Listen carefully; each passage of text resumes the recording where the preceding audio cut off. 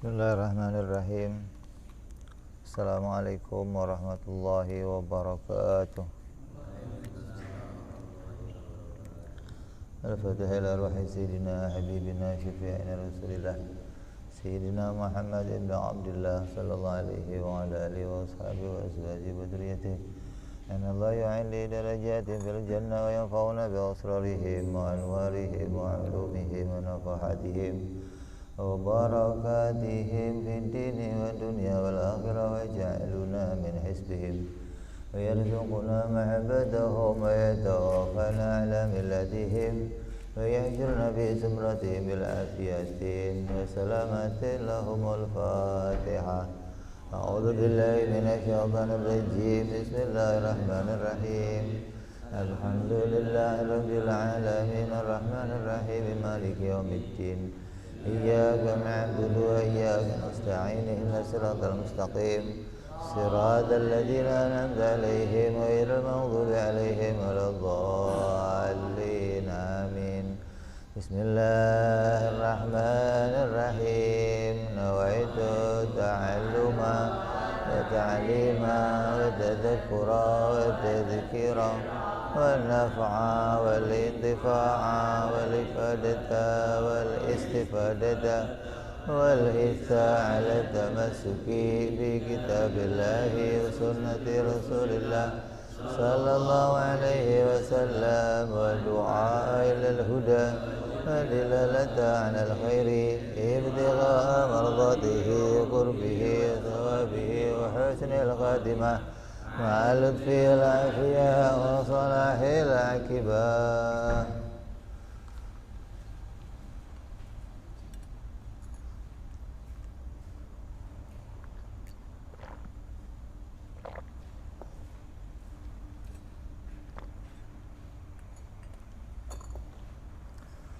Bismillahirrahmanirrahim.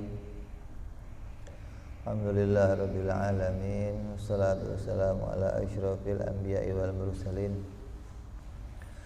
Sayyidina wa habibina wa syafi'ina wa maulana Muhammadin wa ala alihi wa sahbihi ajma'in. Amma ba'du. Qala musanniful kitab Habibul Imam al-Habib Abu Abdullah Muhammad bin Yusuf as-Sanusi rahimahullah. Thumma ila sahibu syarha Imam Ibrahim al-Bayjuri rahimahullah wa nafa'ana bihima wa bi'ulumihima bid-darain. Allahumma aftah qulubana futuhal arifin wa bihikmatika wansur alaina birahmatika ya arhamar rahimin. Ila anqal yanhasiru fi thalathati aqsamin al-wujubu wal istihalat wal jawaz. Qawluhu yanhasiru fi thalathati aqsamin ayat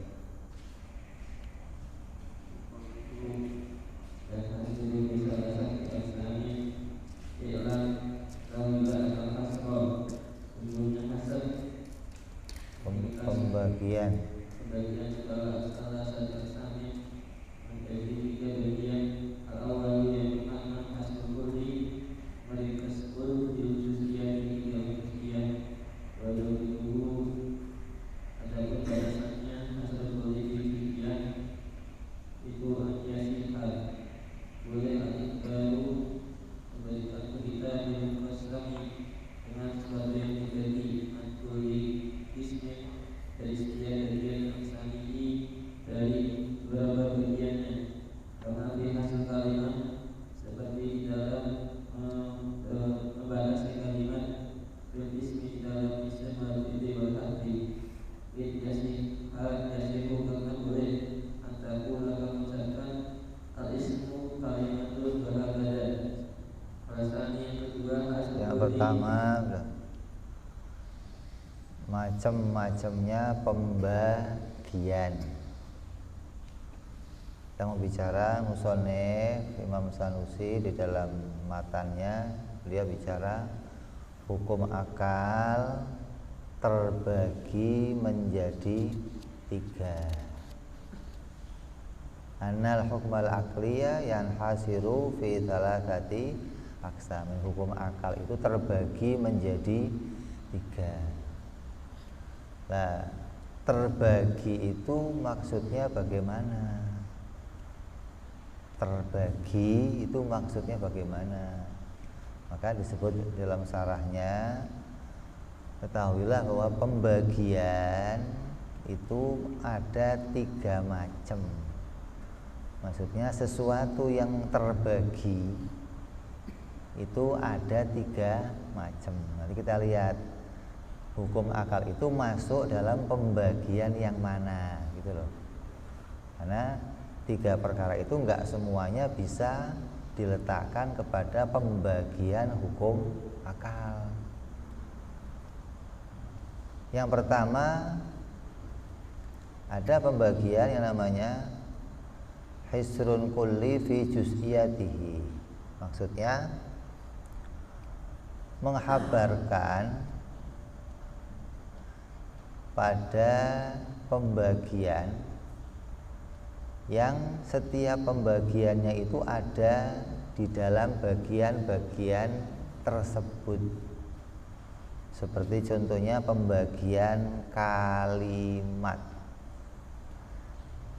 Kalimat itu terbagi menjadi 3. Sungguhnya yang namanya kalimat terbagi menjadi 3. Yang pertama namanya isim, yang kedua namanya fi'il, yang ketiga namanya huruf.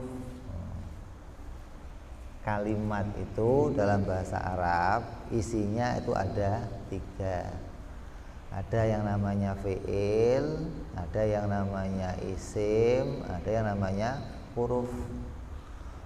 Maka pembagian ini adalah disebut pembagian kul fil juz'iyati. Maksudnya sesuatu yang mau dibagi, apa itu kalimat, itu bisa menjadi bagian dari tiap-tiap bagiannya. Seperti apa? Isim bisa disebut kalimat, fi'il bisa disebut kalimat, huruf bisa disebut kalimat. Padahal kalimat itu kan mau dibagi, tapi di dalam pembagiannya tiap-tiap bagiannya bisa disebut sebagai kalimat. Jadi ngomong dibagi, tapi yang mau dibagi itu ada dalam tiap-tiap bagiannya. Jadi bukan kalimat itu tersusun dari fi'il, isim dan huruf, bukan.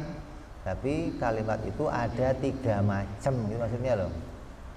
Yang namanya kalimat ada 3 macam. Fi'il bisa disebut kalimat, isim bisa disebut kalimat, huruf bisa disebut kalimat. Contoh lainnya apa? Contoh lainnya hisrun kul fi juz'iyati, contohnya apa?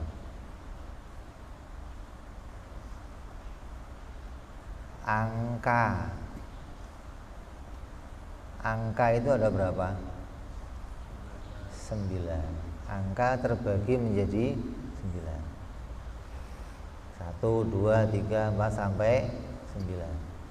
Maka tiap-tiap bagiannya itu disebut angka. 1 disebut angka, 2 disebut angka, 3 disebut angka. Berarti tiap-tiap bagiannya itu bisa berdiri sendiri-sendiri.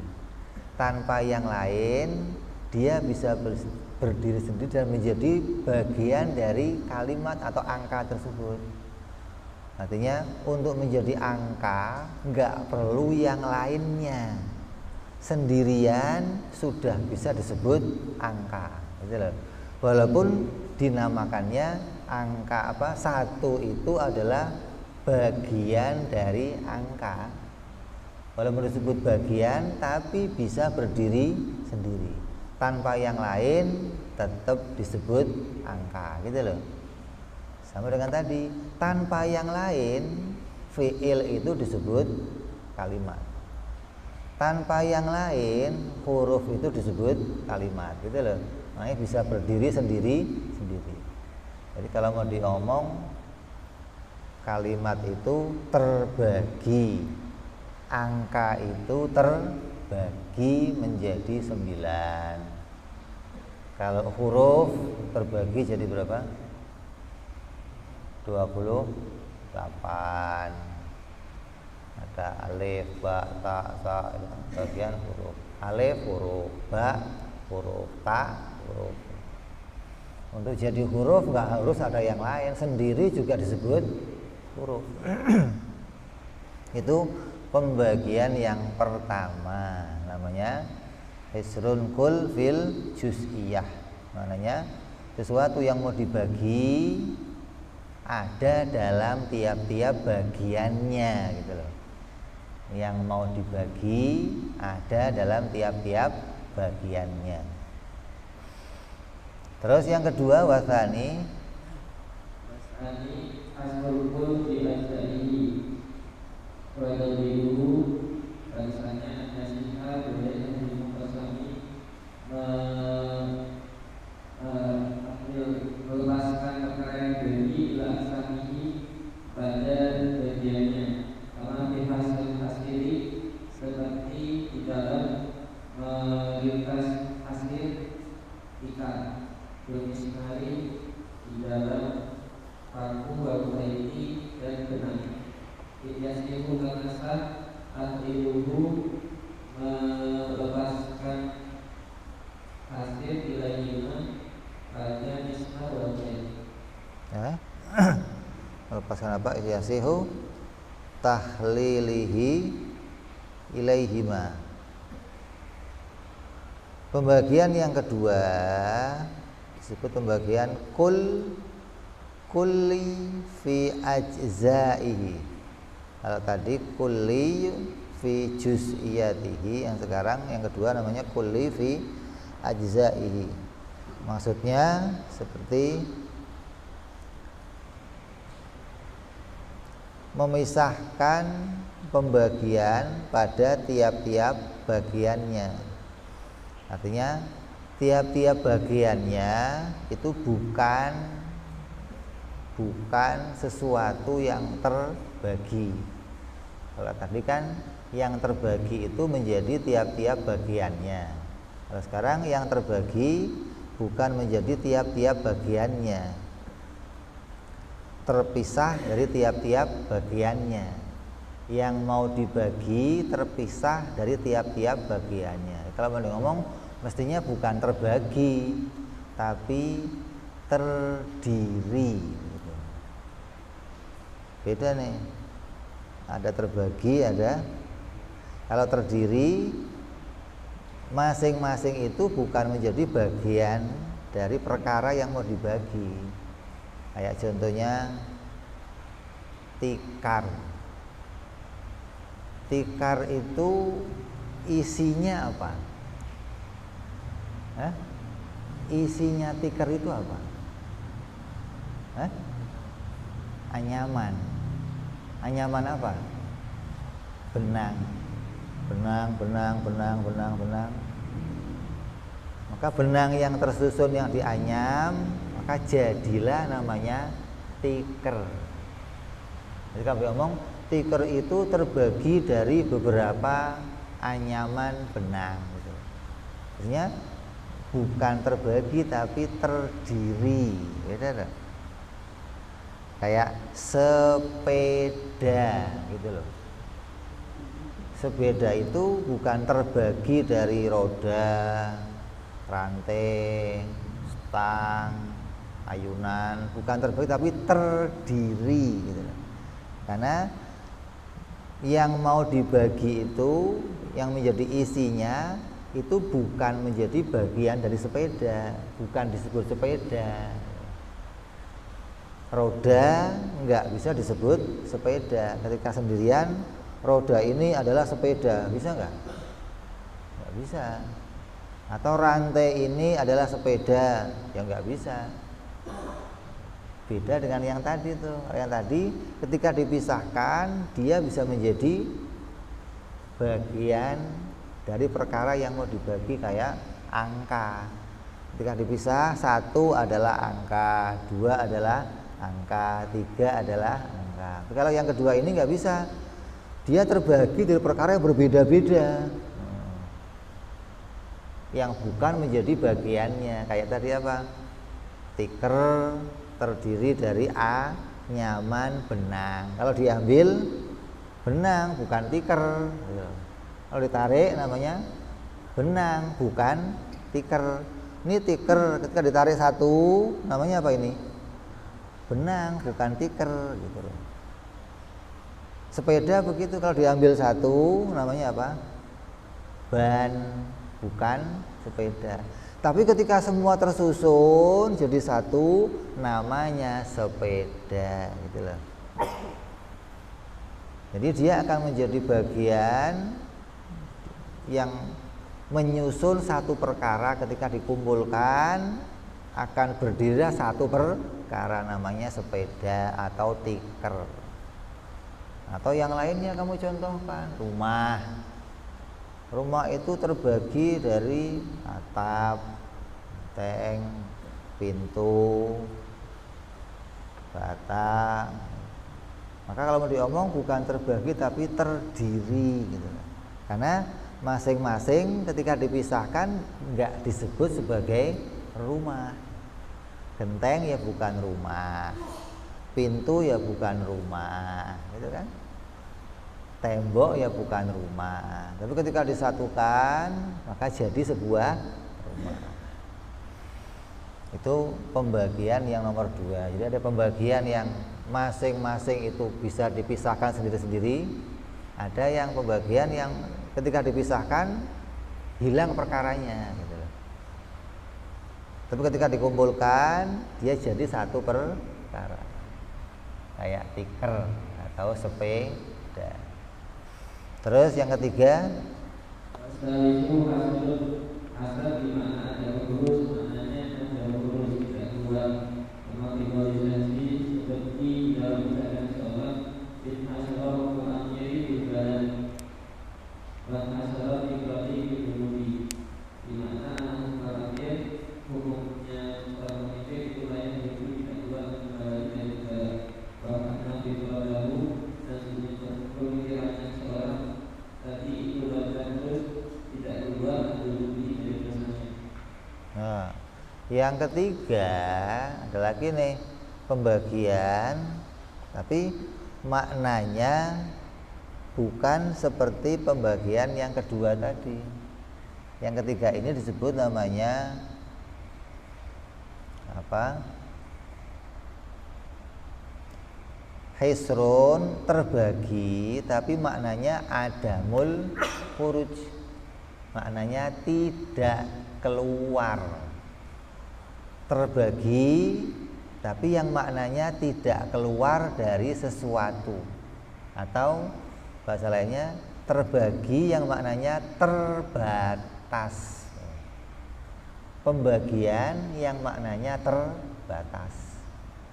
Jadi enggak disebut terbagi menjadi 3, tapi maksudnya hukum akal itu terbatas pada 3 perkara gitu. Hukum akal itu tidak keluar pada 3 perkara gitu maksudnya. Bukan hukum akal itu terbagi menjadi 3 atau hukum akal itu terdiri dari 3, ya bukan. Jadi hukum akal yang ketiganya ada pembagian yang namanya sesuatu itu terbagi tapi maknanya tidak keluar dari perkara. Contohnya apa? Contohnya seperti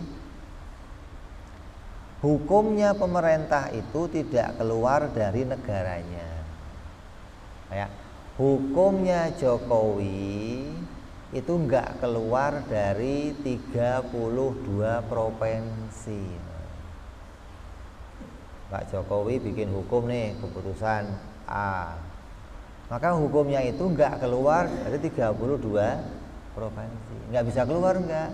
Kenapa? Karena di luar itu bukan batasannya, bukan teritorialnya gitu loh, bukan wewenangnya. Sama aja ngomong hukumnya Jokowi itu terbatas pada 32 provinsi. Tidak keluar ya boleh, terbatas juga boleh. Atau dicontohkan yang lain begini, pikiranku tidak keluar, yang kupikirkan hanya dosa-dosaku. Pikirannya memikirkan sesuatu, tapi yang dipikirkan nggak keluar dari dosa-dosanya. Mikir ini ya dosanya, ini dosanya, ini dosanya. Jadi pikirannya terbagi banyak, tapi terbaginya yang maknanya tidak keluar dari dosa gitu loh. Walaupun isinya ada beberapa, semuanya dosa, semua yang dipikirkan. Itu maknanya pikirannya tidak keluar dari memikirkan dosa-dosanya, atau pikirannya terbatas memikirkan dosa-dosanya, enggak memikirkan perkara yang lain. Ini contoh dari pembagian yang nomor 3. Terus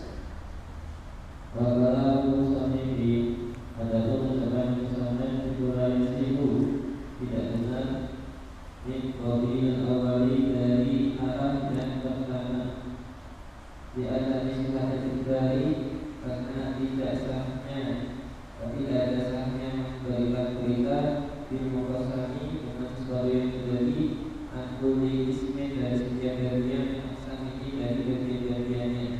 Setelah yang dibuka tidak boleh, tidak benar ayat diucapkan al-wujubu wajib itu hukum akliyin termasuk hukum akal. Wakada dan itu seperti hanya wujud akli al-bagiyatu setelah sisa selain daripada wujud. Karena hukum akli, karena sesuatu hukum akli itu isbat hukum akli karena dibantu akan agama. Balai saya dan tidak ada sesuatu misalnya daripada isbat akli akan dibantu diwujudkan dengan wujud pada setiap atau mustahil pada setiap jawab sampai bagaimana yang sembuh boleh akibat berbeda dengan wujud setelah jawab antuli wahidin dari setiap satu daripada 3 perkara tadi. Yang pertama apa tadi? Kulli fi juz'iyati. Contohnya seperti angka atau kalimat. Angka itu terbagi menjadi 9. Tiap-tiap masing-masingnya disebut angka. Maka pembagian hukum akal nggak bisa begitu gitu loh. Kenapa? Kalau pembagian hukum akal begitu, nanti akan jadinya bisa dipisahkan. Wajib itu hukum akal, mustahil itu hukum akal, jaiz itu hukum akal. Kalau cara membaginya ikut pembagian yang pertama, nanti akan keadaannya akan seperti itu gitu loh. Wajib bisa berdiri sendiri disebut hukum akal, mustahil bisa berdiri sendiri disebut hukum akal, jaiz juga bisa berdiri sendiri dan bisa disebut hukum akal. Padahal nggak begitu. Kok nggak begitu? Karena yang namanya hukum akal itu menetapkan sesuatu pada sesuatu atau menolak sesuatu pada sesuatu. Hingga antara wajib dan mustahil dan jaiz ini nggak bisa dipisahkan. Nggak bisa hukum itu netepin wajibnya doang, nggak bisa. Atau mustahilnya doang, ya nggak bisa. Harus ketika memutuskan sesuatu muncul ketiganya ini gitu loh. Jadi ketika akal berpikir itu untuk memutuskan sesuatu itu nggak keluar dari 3 ini.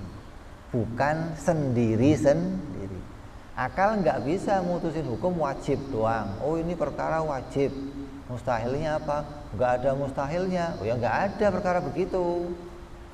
Ini perkara mustahil, wajibnya apa? Nggak ada wajibnya, adanya mustahilnya doang. Nggak ada perkara begitu, nggak ada.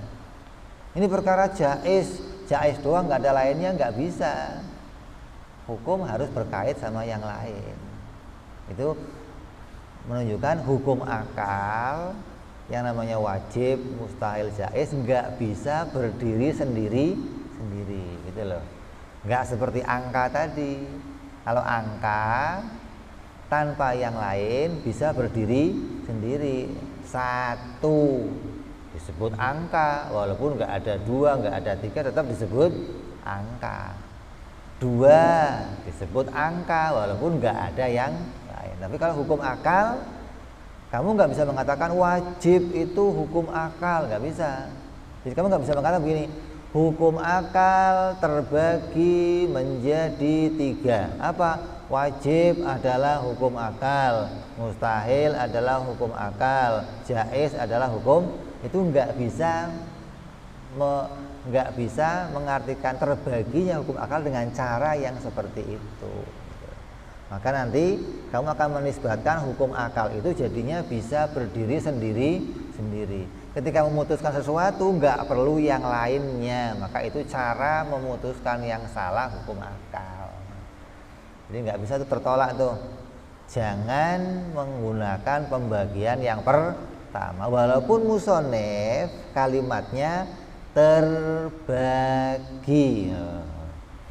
Makanya ini para penerjemah yang nggak pernah ngaji kitab ini, ketika terjemahin hukum akal, maka akan terjemahkannya mesti pakai pembagian ini pasti. Karena nggak ngerti yang dimaksud terbagi oleh musonef itu yang bagaimana gitu loh. Maka ketika dia pakainya kamus, ya terbagi. Artinya bisa menggunakan pembagian yang pertama, bisa pakai yang kedua. Itu kalau nggak ngerti tujuan musonef, apa sih maksudnya terbagi gitu loh.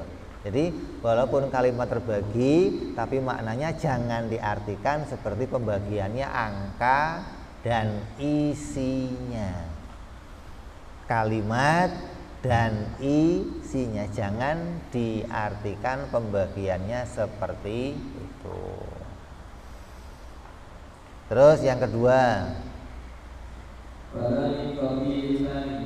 dan bukan bagian yang kedua, tiada mengharikan dari mubasami, karena tidak ada kebenaran melepaskan perkara yang terjadi bila asami pada bagian-bagiannya tidak wujud, karena perkara wajib istilah dan mustahil wajib dan jauh jahil itu laisa bukan dasar bagian yang mengakti atau mengakti.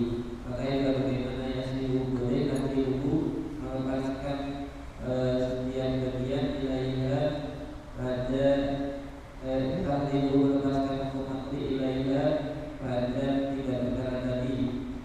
Ayat-ayat itu maka menjadi berlaku adanya hasil mobil status dari bagian tiga. Yang kedua, nggak bisa juga hukum akal itu dibagi dengan cara yang kedua. Cara yang kedua tadi apa? Kul fil ajzaihi, artinya satu perkara tersusun dari beberapa perkara yang berbeda gitu. Satu perkara terdiri dari beberapa perkara. Contohnya tiker. Tiker itu nggak bisa terdiri dari satu benang, bisa nggak? Satu benang adalah tiker, bisa nggak? Nggak bisa. Tiker itu harus terdiri dari beberapa benang, gitu loh. Beberapa perkara yang bukan tiker. Kalau satu perkara doang gimana? Ya nggak bisa. Maka tiker itu terbagi dari beberapa benang yang banyak. Nah, hukum akal nggak bisa begitu. Hukum akal itu terdiri dari wajib, mustahil, jaiz. Artinya ketika ketiganya tersusun menjadi satu bagian, lalu terbentuklah hukum akal. Ya nggak bisa begitu. Jadi hukum akal itu muncul dari wajib, mustahil, jaiz. Kebalik malah nanti jadinya. Bukan wajib, mustahil, jaiz itu memunculkan hukum akal, bukan. Wajib, mustahil, jaiz itu produknya akal. Bagaimana kok dibalik jadinya wajib, mustahil, jaiz menyusun akal, gitu loh. Jadi nggak bisa kamu katakan hukum akal itu terdiri dari 3 bagian, wajib, mustahil, jaiz. Nggak bisa begitu. Sama aja kamu ngomong begini, ada sampo 3 in 1, ada ya, 1 sampo isinya 3 perkara.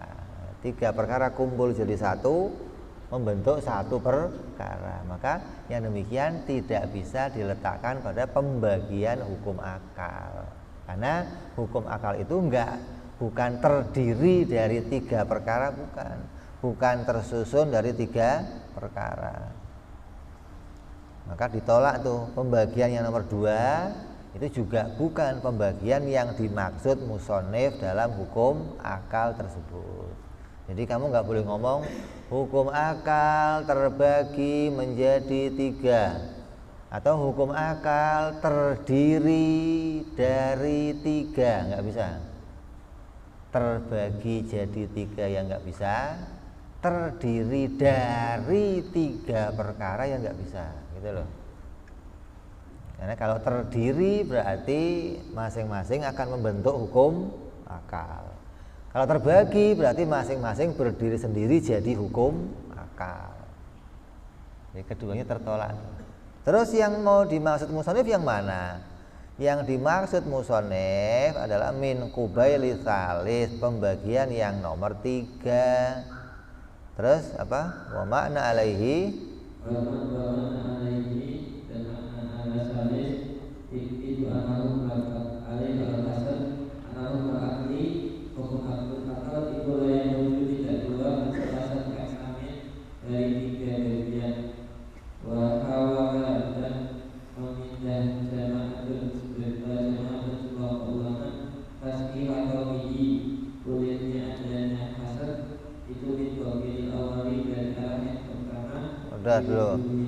Yang ketiga maknanya adamul khurud, tidak keluar atau terbatas. Jadi diomong hukum akal itu tidak keluar dari 3 perkara, wajib, mustahil, jaiz. Jadi dipisahkan yang nggak bisa, nyusun jadi 1 ya bukan, gitu loh. Jadi hukum akal itu tidak keluar atau terbatas pada 3 perkara, wajib, mustahil, jaiz. Bukan terbagi, bukan terdiri. Ini harus kamu nazar nih, harus kamu angan apa sih bedanya 3 pembagian ini. Oh, cari contohnya yang banyak. Nanti kamu akan bisa nemu, oh ternyata 3 pembagian ini memang beda keadaannya. Kalau dipaksakan dengan bagian yang pertama akan jadinya bagaimana, dipaksakan dengan pembagian yang kedua akan jadinya bagaimana, gitu loh. Jadi harus pakainya pembagian yang nomor 3. Jadi kalau dikatakan hukum akal tidak keluar dari wajib, mustahil, jaiz, atau hukum akal terbatas pada 3 perkara, wajib, mustahil, jaiz. Itu yang bisa dimaksud, yang dipahami oleh apa? Yang mau dimaksud oleh musonif. Jadi walaupun musonif ngomongnya terbagi, tapi maknanya adamul khuruj. Maknanya hukum akal itu tidak keluar dari 3 perkara. Jangan terbagi, jangan terdiri. Kalau kamu nggak ngaji kitab ini ya nggak nyambung nih. Mesti kamu akan ngartikannya terbagi atau terdiri. Umum itu orang ngartiin hukum akal terbagi jadi 3, wajib, mustahil, jaiz. Nanti kata kamu ini, wajib itu apa? Wajib hukum akal. Nah, mustahil ya hukum akal. Jaiz hukum akal. Oh, nggak bisa begitu. Wajib bukan hukum akal, mustahil juga bukan akal, jaiz juga bukan hukum akal. Karena hukum akal itu nggak bisa dipisah-pisahkan begitu, gitu loh. Juga nggak bisa disusun-susun jadi satu baru bentuk yang namanya hukum akal, yang nggak bisa juga. Jadi yang sesuai dengan paham musonef itu bermakna adamul furud. Jadi pikiran saya, orang yang menetapkan dalam akalnya memutuskan satu hukum, itu hukumnya nggak akan keluar dari wajib, mustahil, jaiz. Jadi semua otaknya manusia, semua pikirannya manusia itu nggak akan keluar dari wajib, mustahil, jaiz, nggak ada. Akal manusia bisa mutusin hukum selain wajib, mustahil, jaiz, nggak ada. Gitu loh. Kamu cari otaknya manusia mana, Habibi kayak Hababa kayak Habibu, coba suruh mutusin hukum, hasilnya pasti tiga ini, nggak akan keluar dari tiga ini, nggak akan. Kurang ya enggak, lebih ya enggak, gitu loh. Itu setiap akal akan punya keputusan itu, nggak lebih, nggak kurang. Jadi bukan terdiri, bukan terbagi. Jadi pikiran manusia ketika memikirkan sesuatu, memutuskan sesuatu, pikirannya nggak akan keluar dari memutuskan wajib, mustahil, jaiz. Mau itu memutuskan tentang Allah, mesti akan diputuskan mana yang wajib bagi Allah, yang mustahil bagi Allah, yang jaiz bagi Allah. Mau mutusin Nabi, ya pasti nggak lepas dari yang wajib bagi Nabi mana, yang mustahil mana, yang jaiz mana. Mau mutusin tentang ciri makhluk, pasti akan dikatakan yang wajib mana, yang mustahil mana, yang jaiz mana. Jadi hukum akal ketika memutuskan sesuatu bukan terdiri dari tiga hukum dan juga bukan tersusun dari tiga hukum, gitu loh maksudnya.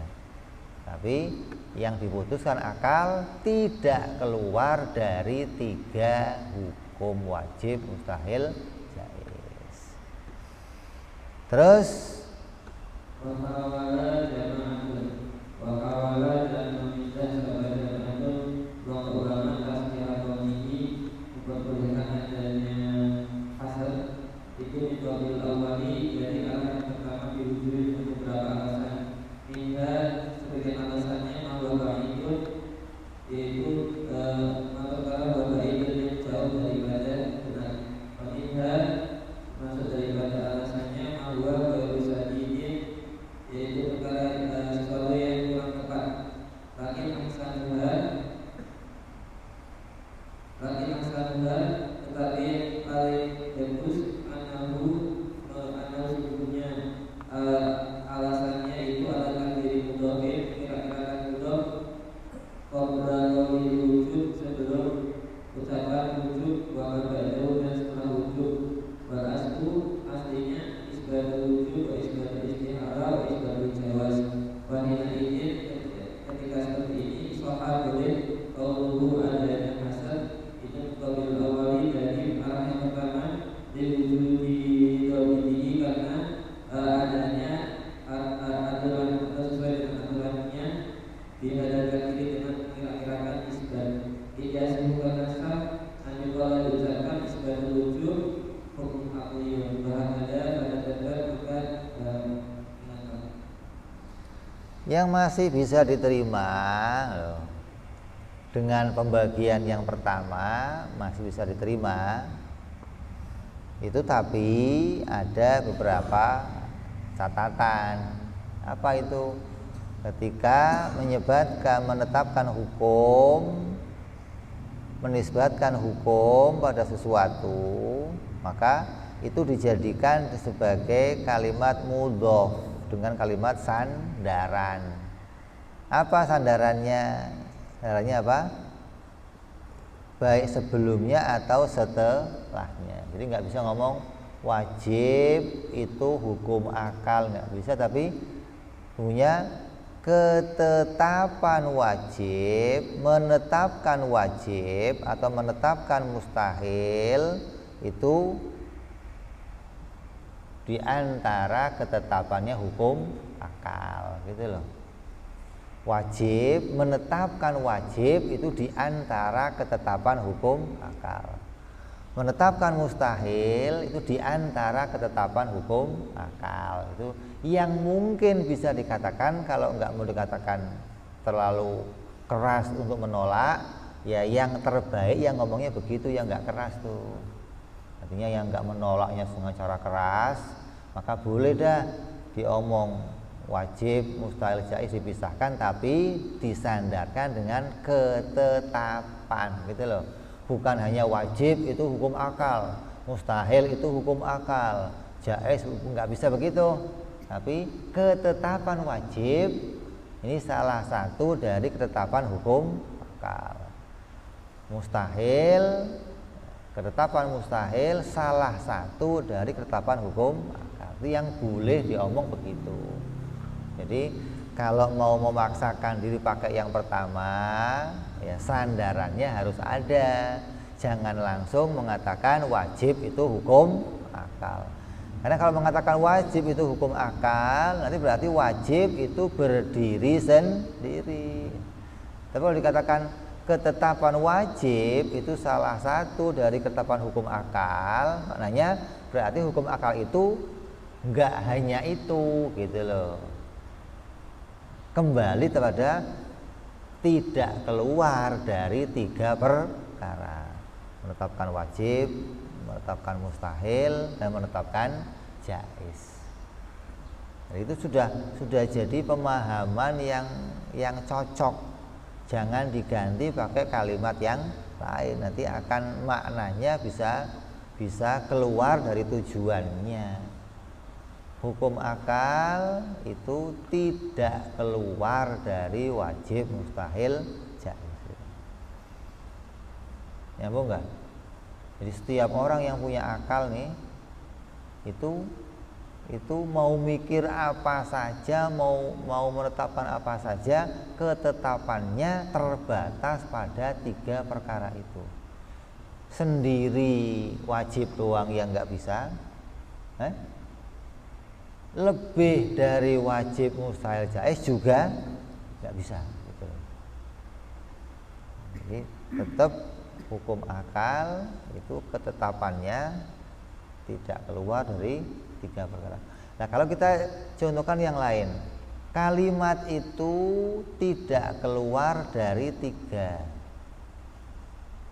angka itu tidak keluar dari 9, bisa enggak? Bisa. Tapi ketika dikatakan begitu, tiap-tiap perkaranya tetap bisa berdiri sendiri. Walaupun dikatakan tidak keluar, tapi angka itu pada kenyataannya bisa berdiri sendiri. Kalimat, huruf juga bisa berdiri sendiri tanpa yang lain. Maka ketika mau dikatakan dengan pembagian yang maknanya tidak keluar, maka nggak cocok dengan keadaannya. Walaupun kalau diterjemahkan ya bisa aja, hukum akal terbagi jadi 3, hukum akal terdiri dari 3, hukum akal tidak keluar dari 3, ya boleh aja ketika diterjemahkan. Tapi nanti ketika dimaknai, maknanya bisa keluar dari tujuannya, gitu loh. Kalau kamu nggak memahami makna pembagian di dalam hukum akal yang dimaksud oleh musonef, ya. Jadi jelas, jangan pakai terbagi, jangan pula pakai terdiri. Udah cocok, udah pas tuh pakai tidak keluar atau terbatas pada 3 perkara. Nyambung nggak? Ya, jadi mau ngomong hukum akal di pikiran kamu nih, di pikiran semua orang. Kalau kamu mikir sesuatu, mau mikir apa, namanya HP, maka pikiran kamu tidak akan keluar dari menetapkan yang wajib pada dia, yang mustahil, dan yang jaiz. Itu pasti itu. Mau mutusin pada gelas, maka pikiran kamu nggak akan keluar dari mutusin yang wajib, yang mustahil, dan yang jaiz. Itu loh maksudnya. Jadi nggak bisa akal kita itu mutusin hanya wajib doang, atau mutusin hanya mustahil doang, atau mutusin hanya jaiz doang, nggak bisa.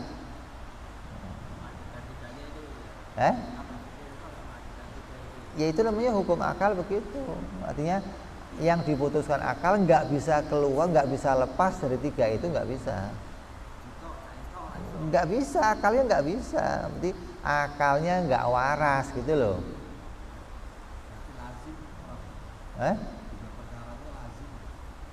Iya, tiga perkara itu nggak terpisahkan. Artinya kalau mau diomong tadi, kalau mau diomong tiga perkara itu bagi akal menjadi ketetapannya. Jadi hubungannya apa tiga perkara dengan akal? Ya menjadi adepannya atau kerjanya hukum akal. Menetapkan wajib, menetapkan mustahil, menetapkan jaiz pada sesuatu. Kaisbatul amri li amri au nafyuhu anhu, ini nggak bisa pisah. Menetapkan sesuatu atau menolak sesuatu pada sebuah perkara. Kamu memutusin satu perkara nih apa? Mau memutusin pada Tuhan, pada Allah. Maka pikiran kamu nggak akan lepas dari memutuskan mana yang wajib pada Allah, mana yang mustahil pada Allah, dan mana yang jaiz pada Allah. Itu pikiran harus begitu tuh. Mau menetapkan pada Nabi, maka pikiran kamu nggak akan lepas dari mengatakan mana yang wajib pada Nabi, mana yang mustahil pada Nabi, dan mana yang jaiz pada Nabi. Itu caranya atau keadaannya akal demikian. Akan dikatakan akal ketika menetapkan sesuatu, memutuskan sesuatu, tidak akan bisa keluar dari tiga perkara tersebut. Jadi tiga perkara itu ya menjadi apa? Menjadi apa? Bagian dari ketetapannya hukum akal. Kalau diomong, kalau mau dipisahkan gimana? Kalau mau dipisahkan tadi pakai penyandaran. Sungguhnya ketetapan wajib itu salah satu dari keputusan hukum akal. Ketetapan mustahil salah satu dari ketetapan hukum akal. Jadi apa? Dikembalikan kepada tiga perkara ini, bukan menyusun atau bukan berdiri masing-masing. Tidak menyusun hukum akal dan tidak berdiri sendiri-sendiri. Itu yang dimaksud oleh musonef dengan terbagi. Ya, walaupun kalimatnya terbagi, kamu jangan terpatok pada terbagi yang sudah kamu kenal nih, pembagian apa seperti angka atau pembagian seperti apa tiker atau pembagian seperti kalimat. Jangan terpatok pada, tapi terpatok pada maksudnya musonef. Apa itu? Oh, walaupun terbagi tulisannya maknanya tidak keluar atau terbatas pada tiga perkara. Terus al-wujub kita sambung yang akan datang insya Allah. Wallahu a'lam bishawab. Wa ila hadratin nabi al-fatihah. A'udzu billahi minasyaitonir rajim. Bismillahirrahmanirrahim. Alhamdulillahi rabbil alamin arrahmanir rahim maliki yaumiddin. Iyyaka na'budu wa iyyaka nasta'in ihdinas siratal mustaqim. صراط الذين أنعمت عليهم غير المغضوب عليهم ولا الضالين آمين يا ربنا اعترفنا بأننا اقتربنا وأننا أسرفنا على لظى أشرفنا فتوب علينا توبة تغسل كل حوبة واستر لنا عوراتي وآمن رواتي واغفر لوالدينا ربي ومولودينا والأهل والإخوان وسائر الحلان وكل ذي محبة أو جيرة أو صحبة المسلمين أجمع آمين ربي اسمع فضلا وجودا منا لا باكتساب منا بالمصطفى رسولي نهضى بكل سولي صلى وسلم ربي عليه أنت الحبي وآله وصحبه عداد طعس صحبي والحمد لله في البدء وتناهي فأنا ربك رب العزة عما يصفون سلام على المرسلين والحمد لله رب العالمين. Assalamualaikum warahmatullahi wabarakatuh.